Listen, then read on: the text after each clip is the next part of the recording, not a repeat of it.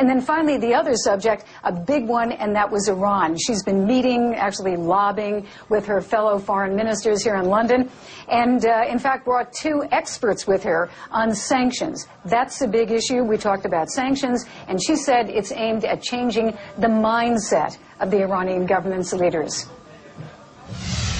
The sanctions will be tough and clearly aimed at the Iranian economy, but that the international community does not have a choice.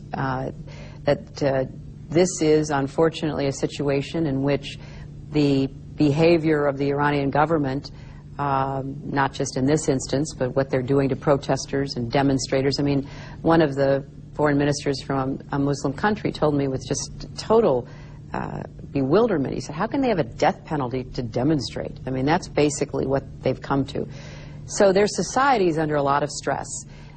We think it's imperative to change the calculus of the leadership, and we think this is an appropriate way to proceed, so we are pursuing it. So change the calculus. That's an interesting phrase. How quickly all of this will happen, not clear. The Secretary wouldn't say exactly when they will have those sanctions ready, but you can bet, Hal, that they are working very, very hard at putting those together right now. And what kind of shape would these sanctions take? I mean, it's interesting that sanctions in the past haven't delivered the political results that were hoped for by the United States and some of its allies. How would these be different? Well, there are two things that they want to do. There are existing sanctions, and they want those enforced, because many of them are not enforced. The new ones would be targeting the Revolutionary Guard Corps. They are very much in charge of major portions of the Iranian economy. And they're also, they want to target them because, as they have said, the U.S.